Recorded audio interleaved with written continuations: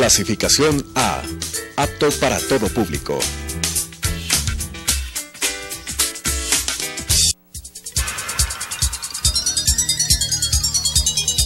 Las opiniones vertidas en este espacio por la producción y dirección del programa son de exclusiva responsabilidad de sus autores y de quienes intervienen en ellos.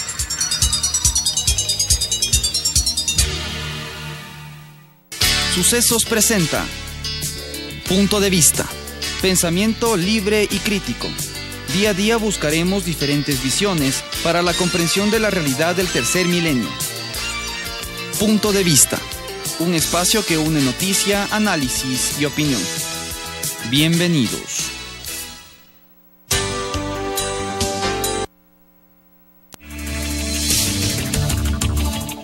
Hacemos una pausa y continuamos con Punto de Vista.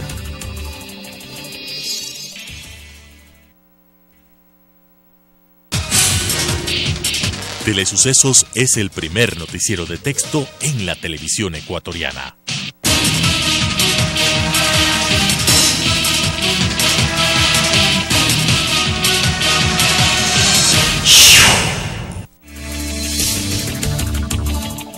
Con estas ideas y opiniones, regresamos con Punto de Vista.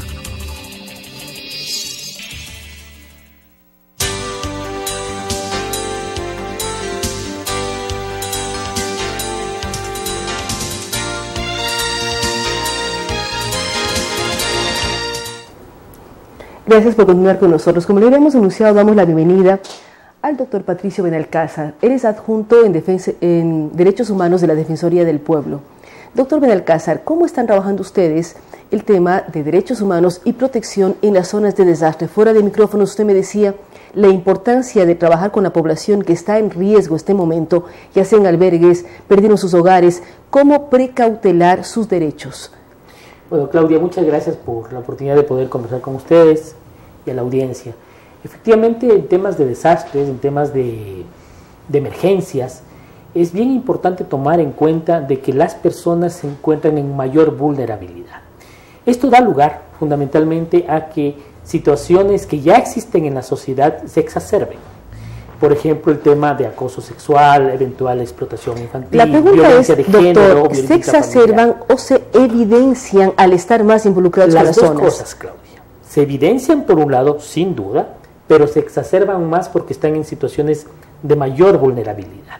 Fíjese usted, ubicar a las personas en albergues, en campamentos, en hacer convivencia en espacios que antes no eran propios para ellos, es un espacio de riesgo, ¿no es cierto? De hecho, cuando ocurrieron, hasta hoy, ocurren los hechos en los campamentos, se encuentran situaciones de niñas, por ejemplo, que están embarazadas, muy jovencitas, a expensas además de otras personas que también llegan al mismo lugar. Hay que tener un ojo avisor sobre estas situaciones, ¿verdad? Temas de violencia intrafamiliar que se exacerban aún más, o violencia basada en género, que uno tiene que estar muy atento, debe haber unos ojos avisores frente a esta problemática. Hablando de los campamentos, hablando de los albergues y hablando de asentamientos irregulares, Claudia, que no son oficiales, pero que darían lugar también a que estas situaciones de protección de las personas. ¿Y cómo es necesario pedir apoyo de Defensoría del Pueblo? ¿Cómo están actuando ustedes en estas zonas, en donde usted habla de una situación precaria de albergues, de casas medio derrumbadas, de zonas que realmente no presentan protección hacia la naturaleza, no se diga a los problemas de derechos humanos? Sí, nosotros tomamos la decisión de hacer brigadas semanales a las provincias de Manabí y Esmeraldas y a los cantones afectados directamente. ¿Qué hacen estas brigadas? Hacen visita a 3 tipos de lugares en concreto. 1, a los campamentos, albergues y asentamientos humanos. 2, a zonas rurales, que no hay una mirada muy detenida y hay que estar en zonas rurales. Y 3, a zonas marginales a los hechos del desastre en las ciudades principales. ¿Qué hacemos con estas brigadas? Levantamos información de los riesgos posibles existentes y les entregamos a los COE cantonales o a los COE provinciales para que tomen medidas de rectificación o de actuación, de prevención, ¿no es cierto? Y eso es periódico. Lo hace un equipo que sale desde la capital, desde la sede, pero se une con nuestros equipos acá en Manabí y en Esmeraldas, ¿no? Pero, por ejemplo, si yo vivo en una zona de estas, veo que mi hija está siendo afectada y sus derechos están siendo conculcados, ¿cómo reclamo, cómo exijo que se proteja a una menor, a un menor? Con los diferentes casos que ustedes pueden mirar, por una parte ustedes están capacitando y dando herramientas, pero cuando ya se presenta el problema, ¿cómo lo denuncio y cómo recibo ayuda de la Defensoría? Sí, perfectamente. Dentro de los campamentos que se han instaurado oficialmente, existen instancias administradoras y rectoras. La administración está en las Fuerzas Armadas y la rectora en materias sociales del MIES. Hay hojas de ruta establecidas en un manual de gestión elaborado por el gobierno, en donde se informa a la ciudadanía ante quién tienen que acudir de manera inmediata. Eso todo el tiempo está siendo informado. Cuando llega la Defensoría y detecta algo, pide e informa a las personas ante quién tiene que acercarse, ante el representante del MIES, ante el representante de la Fiscalía, ante el delegado del Ministerio de Salud, ante quien corresponda, para que esa hoja de ruta empiece a funcionar. Nuestra tarea es estar observando de que eso funcione efectivamente, ¿no? Esa es una manera, Claudia. Pero otra manera es que la gente que está fuera de campamentos, que está en zonas rurales y demás, pueda acercarse a las brigadas de la Defensoría, que además van identificadas con su chaleco, o puedan ir a las oficinas, las que logramos reconstruir, porque le cuento que muchas se vinieron abajo. Se nos cayeron las de Bahía, se nos cayó Manta, se nos cayó Puerto Viejo, y hoy ya logramos reconstruir, tener nuevas oficinas y empezar a actuar. Si no, lo estábamos haciendo en carpas con nuestra gente también. Y la misma gente, la institucionalidad eran damnificados, Claudia. Nuestra gente en Manabí, en Esmeraldas, no podíamos pedirles inmediatamente luego del terremoto que activen su servicio, porque ellos mismos tenían familias afectadas. En un caso, el más dramático, en Manabí una compañía tuvo que refugiar a 16 familiares de Rocafuerte que se quedaron en sus hogares. Entonces, fue un tema muy complejo para todos.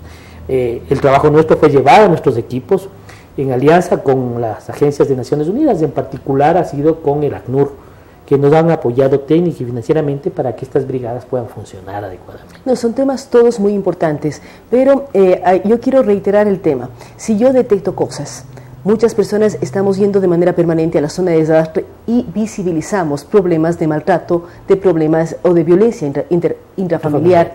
¿Cómo buscar ayuda? Si uno detecta algo, ¿cómo conseguir que ustedes visiten la zona? Barrio urbano marginal, zona rural, albergue, cualquiera que fuera el ejemplo. Hay lugares de concentración de las instituciones en las ciudades afectadas principalmente. Está en Pedernales, usted va a encontrar la organización de las instituciones de un solo lugar. Ahí están en lo que era antes del centro médico, están todas las instituciones, la gente puede acudir y denunciar. Hay un puesto también de la Defensoría. Igual está en Jama, igual tenemos en Canoa. ¿Y cómo protegen a quien denuncia? Si es una madre que defiende a su hija de su padre a veces, o de su tío, de su primo, de su hermano. Claro, por el principio de confidencialidad acogemos inmediatamente eso y actuamos de manera inmediata, ¿no? Y no actuamos solos, tenemos que ir acompañados de la Fiscalía, acompañados de la Policía Nacional en algunos casos, y sí ha surtido efecto, Claudia. Hubo un caso en Pedernales que hubo un abuso sexual del tío de una niña que además tenía problemas de discapacidad mental, y se inició inmediatamente un procedimiento, se le tuvo que privar de la libertad, separarla de la persona víctima, ¿no es cierto?, y se inició un proceso contra esta persona.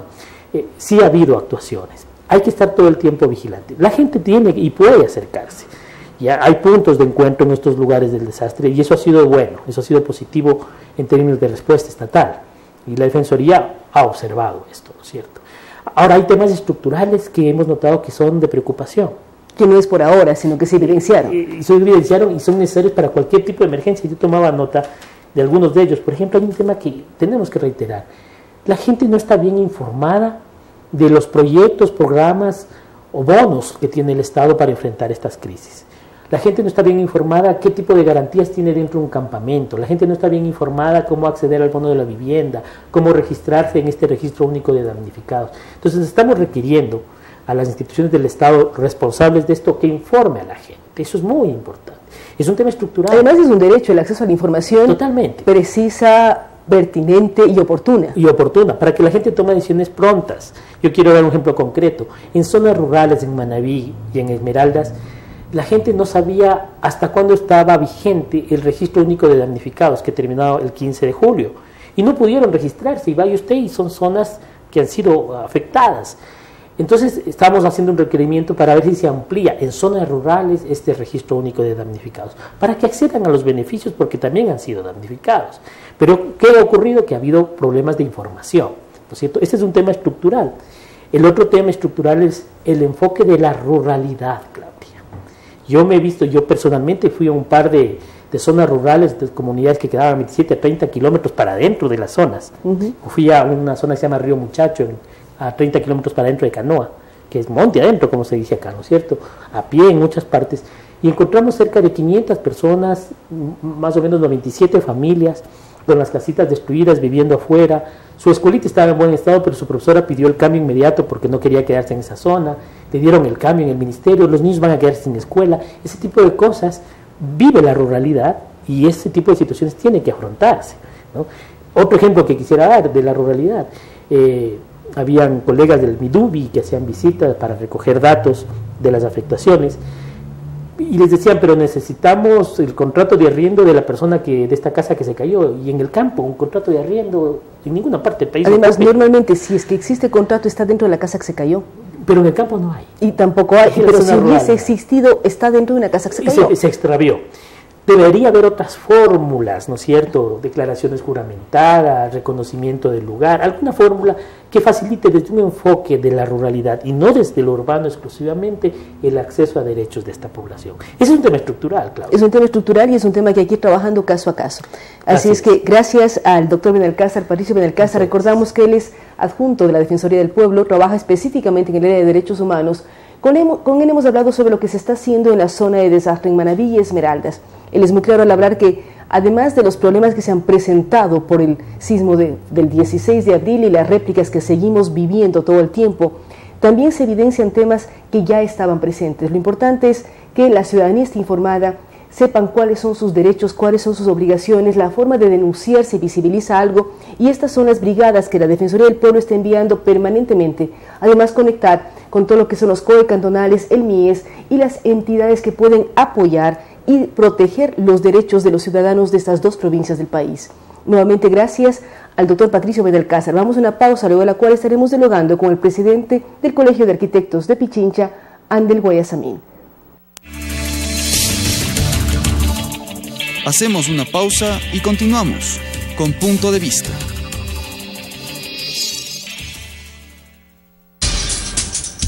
Telesucesos es un canal de televisión comprometido por entero a la noble tarea de comunicar con responsabilidad.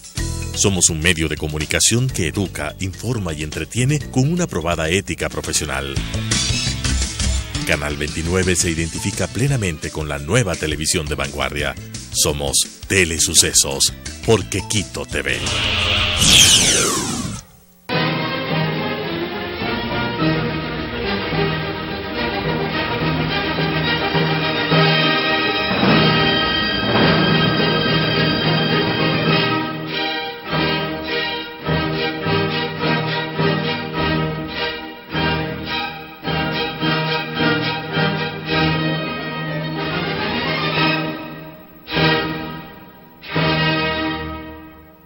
Si está interesado en participar de forma gratuita en el programa Mi Música, contáctenos al 246-8427, 096 96 17 136, 0999 440 113 o escríbanos al correo electrónico elizabeth-consuegra@yahoo.com.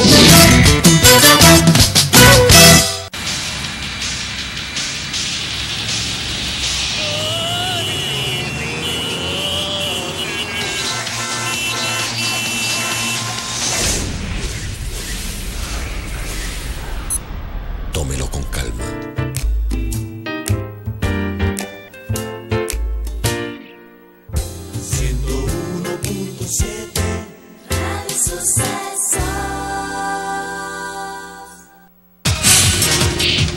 Telesucesos es el primer noticiero de texto en la televisión ecuatoriana.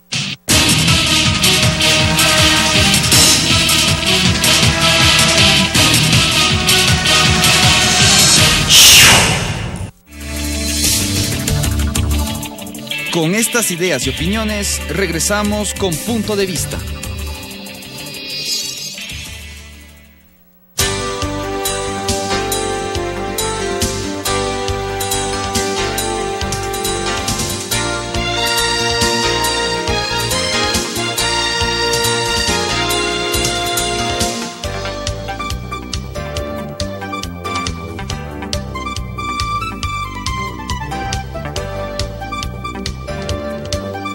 que me acompañen. Gracias por estar con nosotros. Estamos aquí con el arquitecto Andel Guayasamín en este espacio conjunto de radio y televisión, radio sucesos y telesucesos.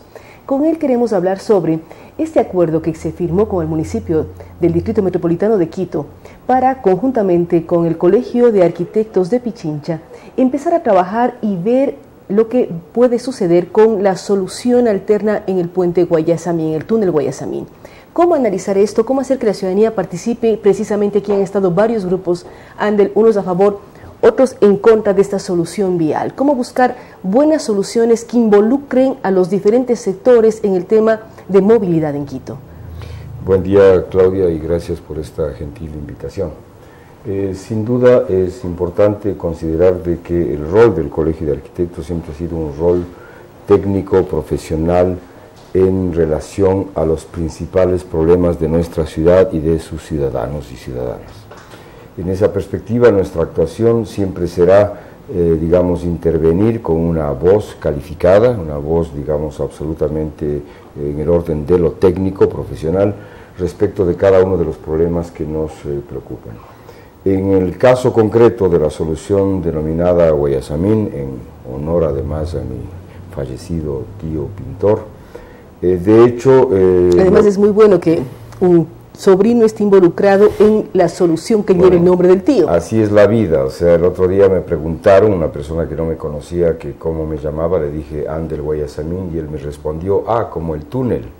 Entonces ya las referencias del túnel ya no es el maestro Guayasamín. Pero hay que pensar que a la entrada del túnel hay una obra también que recuerda a Guayasamín directamente. Bueno, más allá de esto, obviamente, en relación a la solución vial Guayasamín, el problema es que esta ha generado demasiada polémica y obviamente mucha crítica de parte de diversos sectores de la ciudadanía. Nosotros la recibimos y respondimos a estas preocupaciones realizando un foro, el foro número 69, que se denominó Plaza Argentina, Solución o Congestión, y este foro se hizo el día 28 del mes pasado en el auditorio del Colegio de Arquitectos. Ahí ya pudimos, digamos, medir el termómetro de conflictividad, digamos, y obviamente nos pareció muy importante que este foro se dé para poder tener en cuenta, digamos, planteamientos que nos parecen absolutamente pertinentes. Inmediatamente tuvimos una respuesta que no fue prevista, inusitada. El alcalde nos convocó a los directivos del colegio y del foro para que acudamos a su despacho, porque había la posición de apertura de diálogo respecto del tema y del proyecto planteado. Entonces, esto nos pareció un primer efecto del foro que nos parece importante que recuperemos, porque estamos acostumbrados en Quito y en el país a que las cosas se hagan, digamos, sin ninguna posibilidad de concertación o de diálogo ciudadano, y eso es gravísimo, o sea, se imponen las cosas, y creo que ese no es el camino. O sea, en sociedad democrática nosotros creemos que hay que fortalecer los espacios democráticos. Hay que fortalecer la participación por una participación real. ¿Hasta qué punto? Usted mencionaba el problema de la Plaza Argentina, solución, caos. Hay gente que se preocupa desde por los árboles o las palmeras que se van a tumbar o no sé qué harán con los que están en la avenida Diego de Almagro. Hay una serie de temas. ¿Cómo, a través del foro y de lo que están haciendo ustedes como Colegio de Arquitectos, sumar, analizar las preocupaciones y dar una respuesta? ¿Qué es lo que los quiteños quieren? Mejor movilidad, soluciones a largo plazo, y nos preocupa incluso ir a la propia vicealcaldesa, decir que esta solución va a servir 2 o 3 años y no más. A ver, de hecho nosotros en el propio foro ya hemos recogido cuáles son los cuestionamientos fundamentales. Y voy a hacer una síntesis de ellos, porque estos creo que van a ser parte de las etapas siguientes de trabajo. Uno es que, sin duda, en la relación de lo que es los valles con la ciudad de Quito, existe una necesaria, digamos, un necesario mejoramiento de estos canales de articulación, que son muy pocos, o sea, son 4. Son pocos y estrechos, además. El Inca, la avenida, digamos, de los Granados, la solución vial Guayasamín, el túnel, Guápulo, que casi es un chaquiñán, no es una solución, y el Trébol. Entonces, hay que pensar... Y todos se convierten en cuellos de botellas.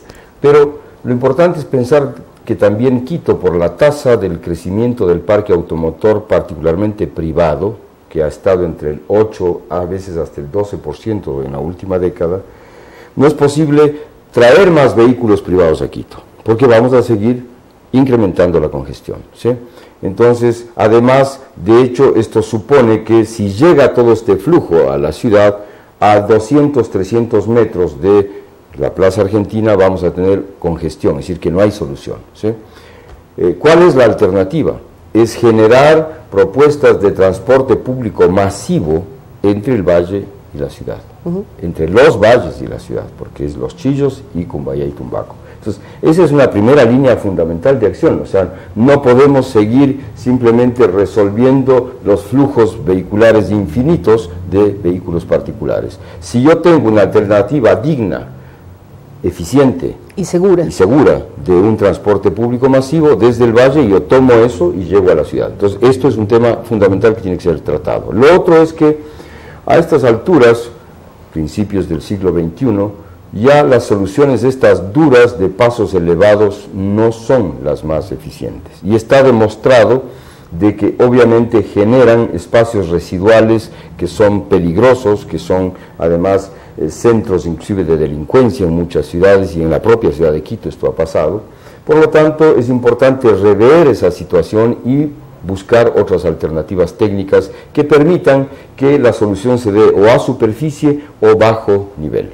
Esto ya ocurrió con el caso de la Plaza Indoamérica, que también se planteó un paso elevado y que fue, a partir justamente de una acción también del propio colegio, fue desbancado este proyecto y se logró una solución que es una solución mucho más humanizada, en la cual la propia universidad se ha beneficiado con un espacio peatonal muy importante en la Avenida América. Entonces, creemos que este es un segundo aspecto muy importante, es decir, analizar específicamente el tema más eruptivo, diría yo, de esta solución. ¿Hay cómo hacer estos cambios cuando ya fue puesta la primera piedra de la solución? A ver, nos han entregado una información que obviamente estamos exigiendo como nosotros convocantes de esta mesa de diálogo ciudadano, que a propósito está convocada para el próximo día martes 19 de julio, a las 5 de la tarde en el auditorio del Colegio de Arquitectos.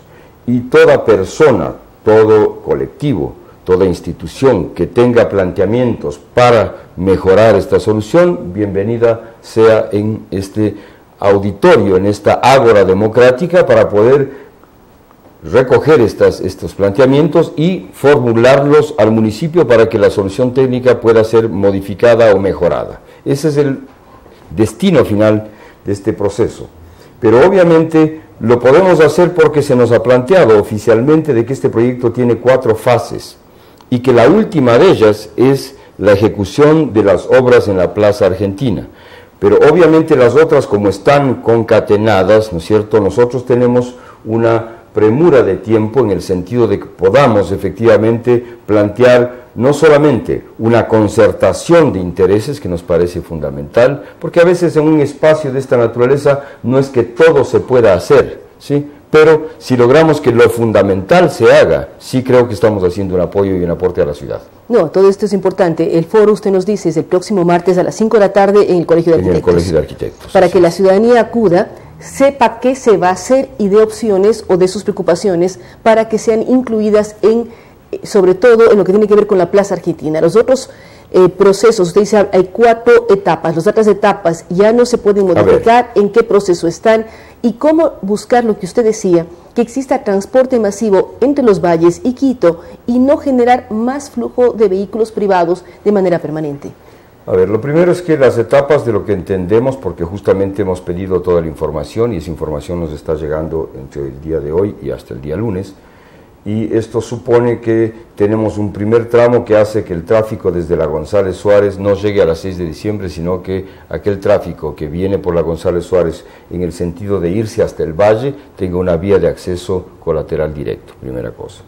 El segundo tema del proyecto es el gran puente que se haría junto al túnel Guayasamín por fuera, en el costado sur, ¿no es cierto?, y que resolvería algo que sin duda quedó inconcluso, porque este túnel Guayasamín tenía que haber tenido dos vías, una de subida y una de bajada, ¿no es cierto? Y se hizo solamente un túnel, es un proyecto inconcluso. Se convirtió en doble vía y esa no era la idea. Por lo tanto es un cuello de botella, y entonces obviamente eso tiene que mejorarse y resolverse, ¿no es cierto? Un tercer tema es el tema de la ampliación de la interoceánica, pasando el túnel hacia el valle, digamos, para que tengamos un nuevo peaje que efectivamente ya no sea un embudo, sino que tenga, digamos, las facilidades para el vehículo, digamos, y la transportación. Y finalmente, bueno, este tramo de ampliación de la vía, entiendo, y del nuevo peaje afectaría a un barrio que existe en esa zona, en la ladera hacia el Machángara, que se denomina el barrio Bolaños, que obviamente es un asentamiento que está en una zona de riesgo, porque obviamente eso es una ladera compleja, informal, complicado, y que debería darse una solución también para la población afectada, porque a mi juicio, desde el punto de vista ya técnico, no es admisible que tengamos barrios en zonas que son absolutamente vulnerables para la propia población. O sea, el momento que se produce un sismo o un deslizamiento, obviamente creo que hay temas de responsabilidad en cuanto a seguridad humana que tienen que ser resueltos. Y finalmente está el tema de la Plaza Argentina con el intercambiador. Entonces, creo que sin duda estamos hablando de una serie de componentes frente a los cuales los tres previos, digamos, tienen una dosis de pragmatismo, de objetividad y de aporte a la solución vial que estaba incompleta. Pero obviamente esta nueva, digamos, intervención en la Plaza Argentina es la que mayor polémica y crítica ha desarrollado y ha generado. Porque además de la preocupación, si todo desemboca allí, al final se va a trasladar el cuello de botella. Entonces, no es que vamos a ganar mucho. De lo que se trata es que nosotros podamos incorporar, primero, elementos que son sustantivos. No puede ser que estas soluciones viales, el propio túnel Guayasamín es un túnel absolutamente elitario, porque solamente permite la circulación de vehículos particulares. Entonces tenemos que ir a que la solución, la que se está haciendo, permita el transporte público, buses o lo que sea, de subida y de bajada al valle. Eso es una primera cosa fundamental, porque si no lo que seguimos es auspiciando la llegada de vehículos particulares, que a veces vienen además con una persona. Uno podría meter 50, ¿no es cierto?, el espacio de 50 vehículos en un solo bus que funcione decentemente. Entonces, son temas fundamentales. Son estos los temas que los tenemos que tratar. Y hay que pensar en parqueaderos de llegada y salida de Quito. O sea, hay una serie de alternativas que van ancladas, que uno ve en otras ciudades. Uno puede poner como ejemplo San Francisco. Todas las ciudades cercanas no van en carros particulares, van en transportes públicos. Entonces, en este caso, lo importante es que quien llegue a la Plaza Argentina tenga la posibilidad de, desde el valle, llegar en transporte público y en ese momento tomar otras alternativas, se llaman estos núcleos intermodales en donde uno puede tomar la bicicleta o seguir caminando hacia la estación del metro o plantearse que tome un taxi o un bus o lo que sea. Pero todos estos temas obviamente requieren de especialistas y de técnicos. Por lo tanto, es importante recoger la preocupación ciudadana, pero trasladarla a equipos técnicos que no tengan solamente esta visión, que me disculpan, pero es una visión ingenieril vial. No, también que no sea, mi barrio es bonito y no quiero que se dañe tampoco. Tenemos soluciones para toda la ciudad. Pero sin duda las soluciones nunca son, digamos, aquellas que resuelven el 100% de aspiraciones de todos, ¿no? Son las mejores posibles con las cuales podemos vivir hacia adelante y hacia el futuro. Pero sin duda que una solución que privilegia simplemente el tráfico vehicular particular no es solución para Quito. Y entonces estamos convencidos de que lo que hay que hacer es integrarla a un planteamiento mucho más integrador. Que busquemos mayor posibilidades y mayor facilidad para el transporte público. Gracias a Andel Guayasamín. Recordamos que él es el presidente del Colegio de Arquitectos de Pichincha. Ellos están trabajando en esta mesa de propuestas, de diálogo, de análisis de lo que sería la nueva solución vial Guayasamín, sobre todo con lo que tiene que ver con la Plaza Argentina. Nos hace una invitación de asistir al foro el próximo día martes a las 5 de la tarde en el Colegio de Arquitectos, en donde todos quienes se sienten involucrados pueden dar sus criterios, sus opiniones, para que sean analizados por técnicos y la ciudad de Quito busque alternativas para que mejore la transportación pública, aprendamos a dejar nuestros vehículos en la casa y sobre todo entre los valles de Quito, buscar alternativas que faciliten la movilidad y no hagan que miles de carros diariamente vuelvan a ingresar a la ciudad y nos generen problemas a todos de contaminación, de transportes, de tiempos, de movilidad. Creemos que es muy bueno que el Colegio de Arquitectos y André Guayasamín intervengan en esto buscando mesas de diálogo, mesas de participación y se logre con soluciones técnicas mejorar la movilidad en Quito. Gracias nuevamente. ¿Algo más, Ander? Sí, por favor, me olvidaba que en este proceso, dado que nosotros no somos técnicos ni especialistas en proceso de facilitación o de mediación, hemos logrado, y a partir, digamos, de una serie de gestiones, que intervengan facilitadores de la Universidad San Francisco de Quito y de la Universidad, la UDLA, la Universidad de las Américas, porque estos son procesos que tienen que ser llevados de manera profesional, en donde se van dando pasos, acuerdos, consensos que tienen que ser registrados y suscritos, de tal manera que podamos tener un proceso, digamos, no de asambleístas y tirapiedras, ¿no?, sino de un diálogo necesario, profundo, respetuoso, con altura, que nos permita, como ciudadanos y ciudadanos de esta ciudad que nos respetamos, llegar a las soluciones que nos merecemos. Además, que garanticen estos mediadores, por decirlo así, recoger las dudas, las inquietudes, y eso se refleje en las soluciones finales. Nuevamente, gracias a Andel Guayasamín. Vamos a una pausa y estaremos dialogando con el economista Julio José Prado, presidente o director ejecutivo de la Asociación de Bancos Privados del Ecuador. Hacemos una pausa y continuamos con Punto de Vista.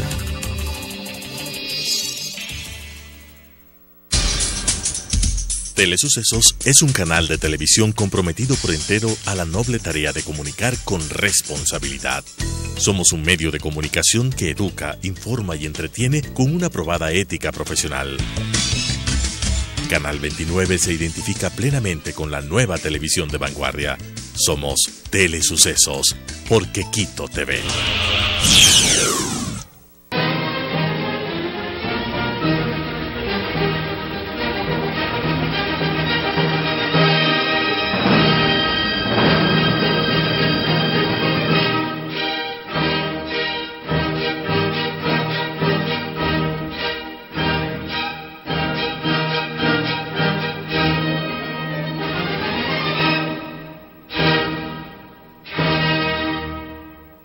Si está interesado en participar de forma gratuita en el programa Mi Música, contáctenos al 246-8427, 096 96 17 136, 0999 440 113 o escríbanos al correo electrónico elizabeth-consuegra@yahoo.com.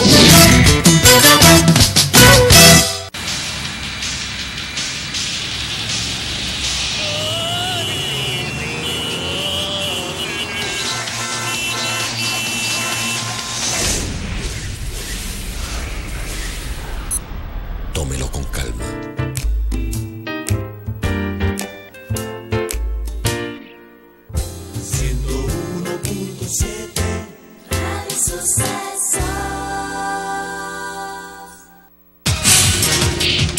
Telesucesos es el primer noticiero de texto en la televisión ecuatoriana.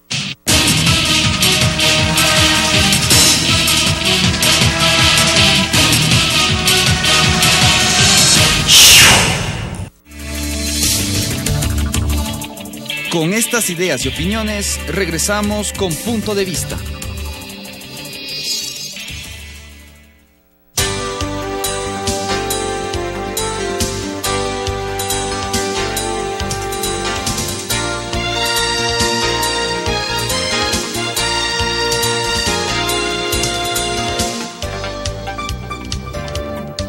Con nosotros. En este momento damos la bienvenida al economista Julio José Prado, quien es el director ejecutivo de la Asociación de Bancos Privados. Hay varios temas, Julio José, que van desde el cambio de imagen de la de bancos, hasta lo que es el dinero electrónico. ¿Qué ocurre con el tema financiero del Ecuador? ¿Qué ocurre con la banca? Hemos visto declaraciones que están abiertos para dar créditos. ¿Cómo esté evolucionando la banca privada ecuatoriana en el 2016? Sí, muchas gracias por la invitación. Tenemos varios temas que comentar. Comencemos por el primero que se mencionaba, el tema del cambio de imagen de la asociación. Estamos en una nueva época. Yo soy presidente del directorio. El más joven creo que ha tenido. Sí, el más joven también creo yo. Estoy ya 6 meses en el cargo, entonces después de un proceso interno en el cual hemos ido reforzando, cambiando algunas cosas, era el momento de lanzar varios temas. Primero, el cambio de la imagen, nos llamamos a partir de ahora Asobanca, ¿no? Y tenemos un eslogan que es muy interesante y que nos va a guiar también el camino, que es conectando la banca con todos, ¿sí? Y este conectando la banca con todos tiene que ver con el proceso que tiene que seguir la banca moderna, que es conectarse con todos los actores sociales, políticos, económicos, académicos, con los sectores productivos, etcétera. Y ese es el rol que va a tomar la asociación durante los próximos años. De aquí en adelante. Y están cambiando de imagen, están con un nuevo eslogan. ¿Cuántos bancos son parte de la asociación de bancos? También es un tema importante. ¿Cuáles son los organismos financieros que se aglutinan en esta asociación? Sí, a ver, primero la asociación representa alrededor, digamos, del total de activos que tiene la banca, alrededor del 80%, casi 85% en realidad de activos de los bancos privados del Ecuador. Representa más del 80% de los depósitos. Entonces es muy alta la representatividad. Están todos los bancos grandes, están todos los bancos medianos. Por ahí hay unos, en total, digamos, el número de bancos que están representados en la asociación están en 16. Entre 15 y 16, digamos, estamos conversando con un banco específico para que quiere juntarse, entonces estamos entre 15 y 16 de los 22 bancos que hay en el país, ¿sí? Entonces, 22 bancos entre públicos y privados. En realidad, sí, claro, entre públicos y privados, pero la asociación sigue siendo una asociación de bancos privados, digamos, ¿no? Entonces, por ejemplo, el Banco del Pacífico no pertenece a la asociación, pero sí pertenece a todo el resto de bancos. Lo que no pertenecen son las cooperativas, las mutualistas, las instituciones financieras, es solo una asociación de bancos, ¿sí? Pero incluso el cambio que estamos haciendo hoy por hoy, por ejemplo, le llamamos Asociación de Bancos del Ecuador, no bancos privados, porque queremos dar esta imagen justamente de acercarnos y de dejar de separar lo público de lo privado. Vamos a hacer una estrategia incluso de competitividad bancaria, vamos a hacer una estrategia de inclusión bancaria, de educación financiera. De bancarización de una serie de sectores. De bancarización también vamos a ir incrementando todos aquellos servicios de productos, que eso es parte de lo que anunciamos en la rueda de prensa hace 2 días, que queremos ir incrementando la bancarización e incrementando los servicios que tenemos disponibles a la ciudadanía, aquellos que ya han venido creciendo, darles más fuerza, ¿no? En todo esto, ¿cómo va el tema de la evolución de la banca ecuatoriana? Es un año complejo, hay crisis económica, hemos conversado con usted en otras oportunidades. Sí. ¿Cómo garantizar y generar confianza en la banca privada ecuatoriana cuando atravesamos crisis? Y a veces la memoria de los ecuatorianos que nos dicen que no es tan buena, es buena en la parte financiera, y recordamos la crisis del final del siglo, 99-2000. Sí, ahí permítame decirle que hemos pasado por 4 etapas y estamos entrando en una quinta. Las 4 etapas son, primero, una etapa de bonanza hasta el año 2014, que se la vivió obviamente con mucho crecimiento económico, alto crecimiento de depósitos y de crédito. Esa etapa de bonanza se acabó en el último trimestre del año 2014. Ahí cayó un shock, que es la segunda etapa. Este shock económico, caída del petróleo, apreciación del dólar, etcétera, hizo que haya menos liquidez, menos riqueza, y comienzan a caer los depósitos. De ahí entramos en la tercera etapa, que se dio durante todo el año 2015, que fue un decrecimiento económico, una desaceleración de la economía, y ahí se sintió una reducción importante durante el 2015 del volumen de depósitos. Cayeron los depósitos, por ejemplo, en un porcentaje anualizado del menos 12,5%, que representan casi 3.200 millones. Entonces fue una reducción importante en el 2015. A inicios del 2016 podemos ya hablar de la cuarta etapa, y esa es una etapa complicada, una etapa de recesión económica. Y ayer, por ejemplo, se acaban de publicar, ayer en la noche, publicaron ya finalmente los datos de crecimiento económico del Banco Central. Para el primer trimestre ya se confirma que hay un decrecimiento. Este rato el Banco Central, estamos en el mes de julio y acabamos de ver la publicación del primer trimestre. Del primer trimestre recién. No semestre, trimestre. Sí, está atrasado bastante el Banco Central, pero bueno, finalmente tenemos la cifra, y es un decrecimiento trimestral del PIB del menos 3%, ¿sí? Con respecto al primer trimestre del año 2015. Sí, así es un decrecimiento muy importante. Muy importante, además tomando en cuenta que el 2015 ya estábamos en problemas. Ahora crecemos el menos 3%, que el primer trimestre del 2015 es un tema bastante complejo. Es complejo y demuestra lo que se venía conversando, ¿no es cierto? El tema de que había una crisis, que ya estábamos en recesión, y entonces, bueno, esto se transparenta ahora con las cifras. El segundo trimestre, lo más seguro es que también sea un trimestre de decrecimiento, con lo cual tendremos varios trimestres ya de decrecimiento económico. Lo bueno es que comenzamos a ver, enfrentando ya, y ahora pasando a esta quinta etapa de lo que sería el ciclo económico, comenzamos a ver, al menos en la banca, comenzamos a ver ciertos elementos positivos, unas pequeñas luces al final del túnel. Ven ustedes elementos positivos, pero también dicen que hay más cartera vencida, hay más morosidad. Entonces esto no creemos que es positivo, si hay más morosidad de los clientes en pagar y honrar sus deudas. Sí, separemos lo que es el primer semestre del 2016 de este año de lo que podría llegar a ser el segundo semestre, que creemos que pueden haber ciertos cambios.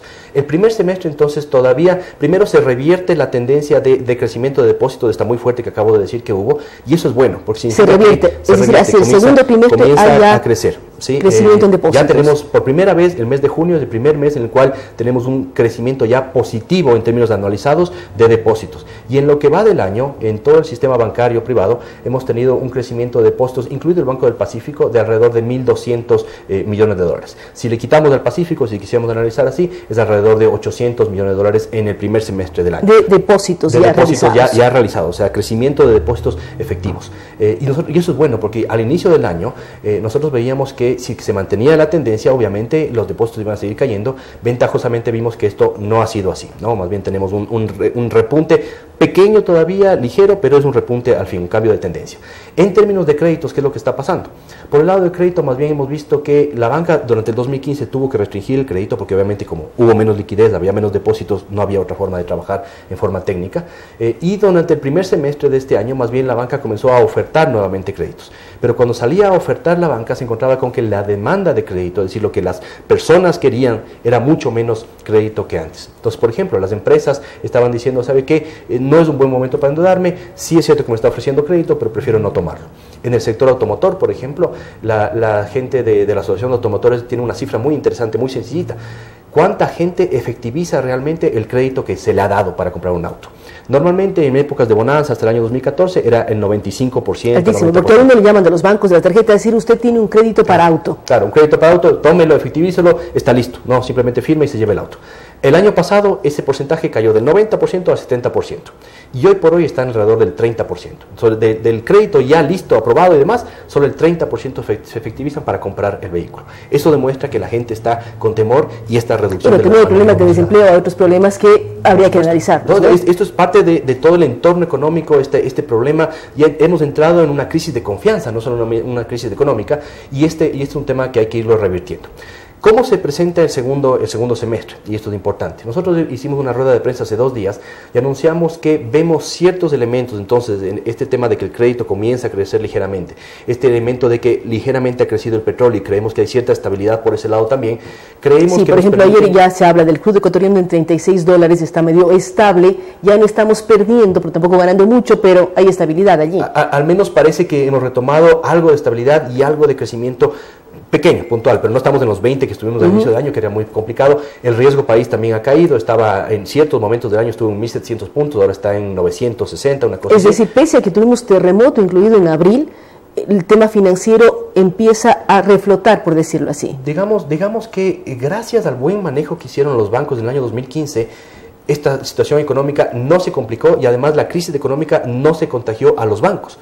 Con lo cual ahora lo que creemos es lo que es importante, el rol financiero que tienen los bancos en la economía es volver a dinamizar la economía. Con lo cual lo que hemos anunciado es que en el segundo semestre se van a poner a disponibilidad del público, de los clientes, de las empresas, $10.000 millones en créditos, en desembolsos que pueden ser tomados por las empresas. Esto va a depender obviamente de son $10.000 millones para sector productivo, por decirlo así. Para todos los sectores, $10.000 millones para todos los sectores. De estos $10.000 millones esperamos que alrededor de un 70%, no, $7.000 millones, vayan puramente al sector productivo e industrial, alrededor de un 20% vayan al sector de consumo, que también es importante reactivar el consumo, y alrededor de un 10% al microcrédito, ¿sí? Que cerrarán alrededor de $1.000 millones. Con esto cerraríamos el año, entonces esperaríamos con un crecimiento importante de la oferta de crédito, y si es que la demanda acompaña esta oferta de crédito, podríamos comenzar a tener una reactivación dentro de un tamaño de pastel mucho más pequeñito, dentro de la menor liquidez que hay en la economía, pero un crecimiento interesante. Y además apuntalando, por decir así, al sector privado ecuatoriano. Sí.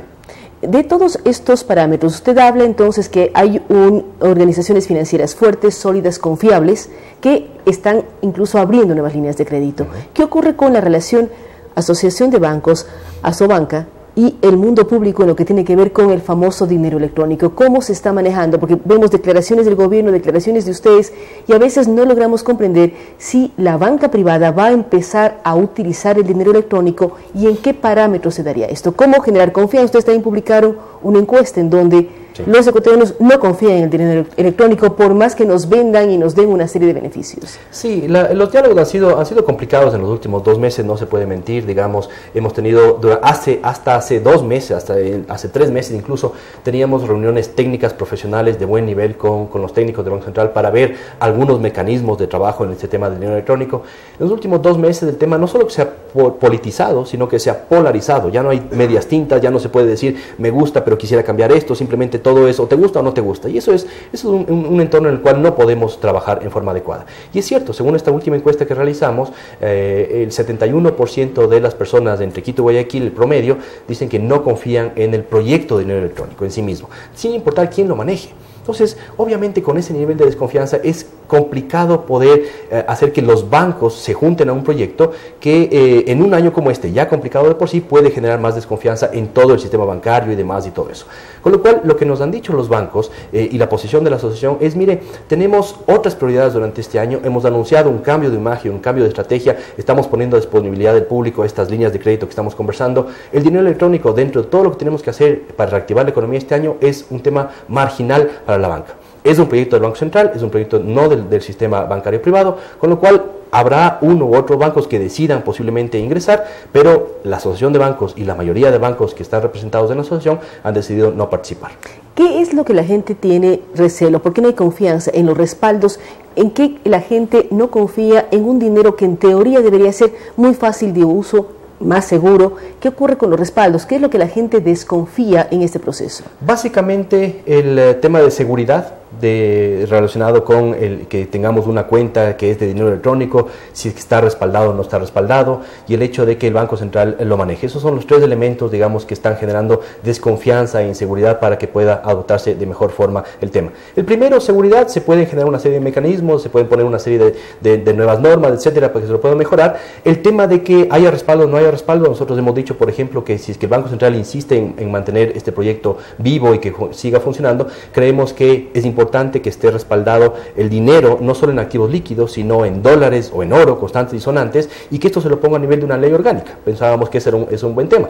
Pero más allá de lo que nosotros hemos propuesto, de nuestra postura que ya la hemos hecho pública en los medios y demás, este es un proyecto que el Banco Central insiste en sacarlo adelante y que es un proyecto que a la banca privada no le termina de convencer. Por lo tanto, le hemos dicho al Banco Central que usted siga adelante con plataformas tecnológicas, porque esto tiene que estar también acompañado de una gran plataforma en donde uno puede hacerla uso en cualquier parte del país, en cualquier tienda, resaltando además que esto es un tema solamente ecuatoriano, no es que el dinero electrónico yo lo puedo ocupar fuera de las fronteras del país. Sí, así es un tema interno, digamos. Es importante decir que obviamente hay un problema con respecto a la plataforma. Nosotros no hemos tenido acceso en las discusiones que tuvimos hasta hace 2 o 3 meses a entender exactamente cómo se maneja la plataforma y demás. Pero obviamente por eso es que uno de los temas que nosotros proponíamos dentro de los 5 puntos es que se forme una especie de veeduría pública, digamos, ¿cierto? Como el tema está tan polarizado, es importante dar seguridad a la gente sobre cómo se está utilizando la plataforma, qué está pasando ahí atrás, en niveles de seguridad, y además también decíamos que era importante que no sea obligatorio ni el uso del dinero, ni el pago a proveedores, ni nada relacionado con esto. Ustedes también hablaban de un límite en el dinero electrónico, ¿hasta qué montos deberían manejarse en esto? ¿Se pueden pagar sueldos, no pagar sueldos?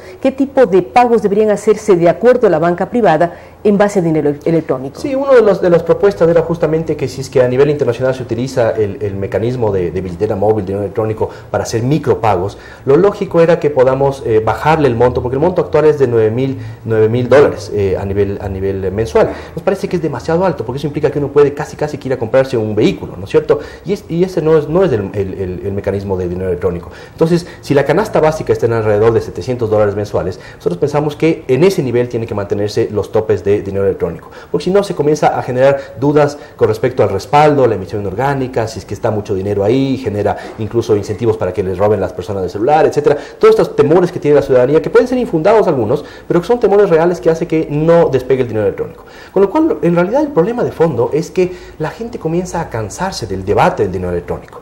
y del debate de nuevas tecnologías, de billetera móvil, etcétera, etcétera. Y eso es peligroso, porque en el mundo, durante los últimos 5 años, nosotros hemos pasado debatiendo en el Ecuador sobre si quede en la banca privada, si quede en el Banco Central y demás. Es un debate estéril que no nos lleva a ningún lado. Vamos a seguir debatiendo en el futuro. Mientras tanto, mientras hemos pasado estos 5 años debatiendo, más de 150 plataformas se han creado en el mundo del dinero electrónico y más de 50 países han adoptado sistemas de este estilo.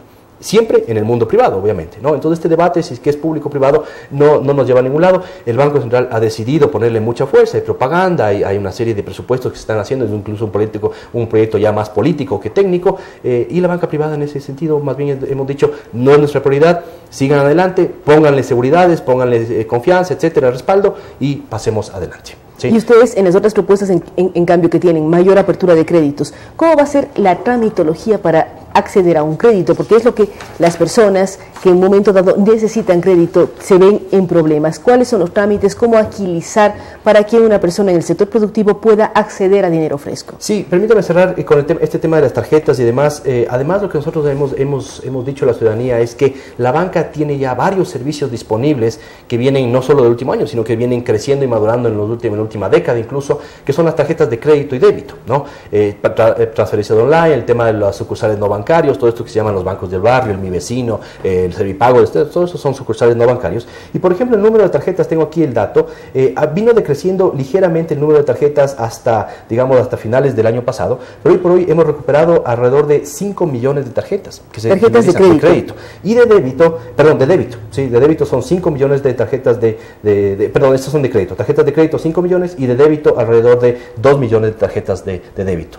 Y entre estas dos se utilizan más de 10 millones de dólares, se transaccionan anualmente entre tarjetas de crédito y débito. Entonces es un monto muy importante y un servicio adecuado para la ciudadanía. Esto es lo que nosotros queremos seguir proponiendo a la ciudadanía, que tratar de acrecentar el número de tarjetas que se utilizan en el mercado, ¿no? Que además generan otro tipo de seguridades, sí, siempre y cuando sean bien manejadas. Así es. Y con respecto al segundo punto, el tema de los créditos y demás, y todo este tema. Muchas personas me han preguntado si es que se van a reducir, digamos, los números de requisitos, si se va a hacer más fácil acceder al crédito, si se van a reducir las garantías, etcétera. Durante un año complicado como este no se va a poder hacer una reducción de garantías, porque el riesgo de entregar crédito es mayor, con lo cual más bien lo que la banca tiene que hacer es seguir cuidando los perfiles de crédito, seguir revisando a quién se le entrega y a quién no se le entrega crédito, pero sí estamos anunciando que la banca tiene liquidez, que se ha manejado adecuadamente y gracias a ese buen manejo hay líneas de crédito disponibles, con lo cual lo que le decimos a la ciudadanía, a los empresarios es acérquense a cada banco y dependiendo del giro de cada banco, hay bancos que están más especializados en microcrédito, bancos que están especializados en automotores, en vivienda, en productivo, etcétera. Cada banco verá qué líneas de crédito suelta más y cuáles suelta menos dentro de su estrategia. Muchísimas gracias. Gracias a Julio José Prado. Recordamos que lidera la Asociación de Bancos Privados, la ASOBancos, con su cambio de imagen. Él es muy claro al hablar de varios temas. Uno de ellos es la confianza y la solidez del sistema bancario privado ecuatoriano. Él nos da datos, nos da cifras, nos demuestra la solidez del sistema. Habla además de una buena perspectiva para el segundo semestre del presente año.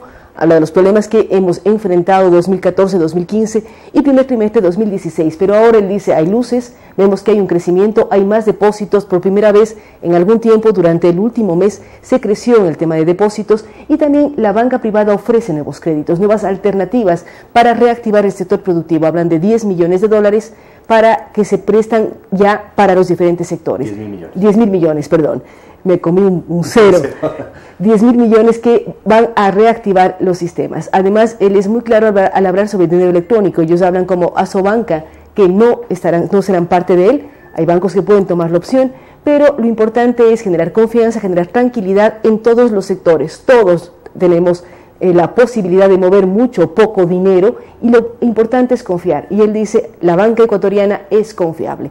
Nuevamente, gracias a Julio José Prado por estar con nosotros y a ustedes que nos acompañaron. Además, recordamos que este programa llega con el apoyo de la empresa MAPS, de la Cooperativa Policía Nacional, de Mazda, de la Tarjeta Experta, de UIDE y también de Cheviplan. Con ustedes hasta el próximo día lunes.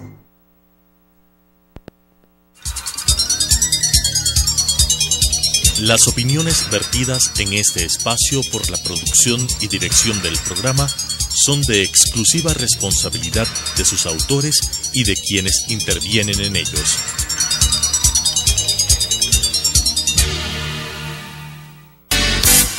Sucesos presentó Punto de Vista, pensamiento libre y crítico. Día a día buscaremos diferentes visiones para la comprensión de la realidad del tercer milenio. Punto de vista. Un espacio que une noticia, análisis y opinión. Hasta la próxima. Dijo que estaba armado y estaba armado. No estaba Este hombre armado estaba armado. Y el policía.